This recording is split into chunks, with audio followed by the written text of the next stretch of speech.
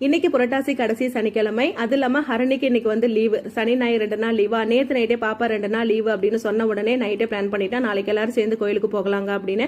சரி போலாம் அப்படின்னு வந்து சொல்லிட்டாரு. காலையிலே பாத்தீங்கன்னா சீக்கிரமா எல்லா வேலையும் முடிச்சுட்டு கோயிலுக்கு வந்து கிளம்பியாச்சு. அது ஹரணிக்கு பிடிச்ச பிங்க் கலர் ரோஜா பூவை அவ கையாலேயே பறிச்சு கோயிலுக்கு எடுத்துட்டு போயிட்டோம். ஏன்னா செடி வைக்கும் போதே ஜெய் ஹனுமான் துணை அப்படின்னு சொல்லிட்டு வச்சதுனால இந்த முதல் பூ வந்து இவருக்கு தான் போய் சேரணும். அதனால பூவெல்லாம் பறிச்சுட்டு கோயிலுக்கு வந்து வந்தாச்சு. இந்த கோயில் எங்க இருக்குன்னு பாத்தீங்கன்னா கதிர்புரம் அப்படின்ற ஊர்ல இருக்கு. அதாவது எங்க வீட்டுல இருந்து ஒரு 20-25 நிமிஷம் ஆகும். அதாவது என் வண்டியில வரதுக்கு.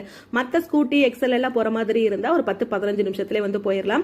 நம்ம வண்டியில ஸ்பீட் அவ்வளவுதான், பொறுமையா. நான் வந்து பாத்தீங்கன்னா ஒரு அரை மணி நேரமே வந்து ஆச்சு. அப்படியே வேடிக்கை எல்லாம் பார்த்துட்டு பெராக் பார்த்துட்டு பொறுமையா வந்து கோயிலுக்கு வந்து சாமி எல்லாம் கும்பிட்டாச்சுங்க. அதுவும் புரட்டாசி மாசம் பெருமாள் கோயிலுக்கு வரதே மிகப்பெரிய பாக்கியம். அந்த பாக்கியத்தை பெருமாள் எனக்கு கொடுத்ததுக்காக ரொம்ப ரொம்ப நன்றி சொல்றேன். கோயிலுக்கு வந்தாலே பாத்தீங்கன்னா மனசுல உள்ள கஷ்டங்கள் பாரங்கள் எல்லாமே வந்து அப்படியே லேசாயிரும். அவ்வளவு மன நிம்மதியா வந்து இருக்கும். காலையில 9 மணிக்கு வந்தோம், 1:30 மணிக்கு தான் வீட்டுக்கே வந்து வந்தோம். அப்படியே வந்து பாத்தீங்கன்னா வரவே மனசே வரல. சூப்பரா சாமியெல்லாம் கும்பிட்டுட்டு அப்புறம் பிரசாதம்லாம் கொடுத்தாங்க. அதெல்லாம் வாங்கி சாப்பிட்டுட்டு என்னதான் நம்ம பிரசாதம்லாம் வாங்கி சாப்பிட்டாலும் நம்ம வீட்டில் யாராவது ஒருத்தவங்க இருந்தாங்கன்னா அவங்களுக்கும் கொஞ்சம் வாங்கிட்டு வரணும் அப்படின்னு நினைப்போம்ல.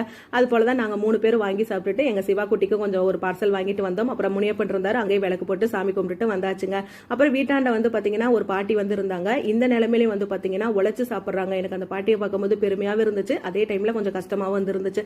இந்த பழைய பிளாஸ்டிக் அந்த பொருள் எல்லாத்தையும் அதை எடைக்கு போட்டு அது மூலியமா வர வருமானத்தை வச்சுதான் அந்த பாட்டி வாழ்ந்துட்டு இருக்காங்க. அப்புறம் பிரசாதம் வாங்கிட்டு வந்து சிவா பார்த்தா என்னடா நமக்கு வாங்கிட்டு அம்மா அங்க கொடுக்குறாங்களே அப்படின்ட்டு, சிவா உனக்கு வச்சிருக்கேன்டான்னு சொல்லிட்டு வாங்கிட்டு வந்த பிரசாதத்துல பாட்டிக்கு பாதி, அப்புறம் வீட்டுல பழம்லாம் இருந்துச்சு அதெல்லாம் எடுத்து கொடுத்து தண்ணி பாட்டிலாம் வந்து அந்த பாட்டிக்கு கொடுத்துட்டு அப்புறம் சிவாக்கு வந்து பாத்தீங்கன்னா கொஞ்சம் பிரசாதத்தை வந்து போட்டாச்சுங்க.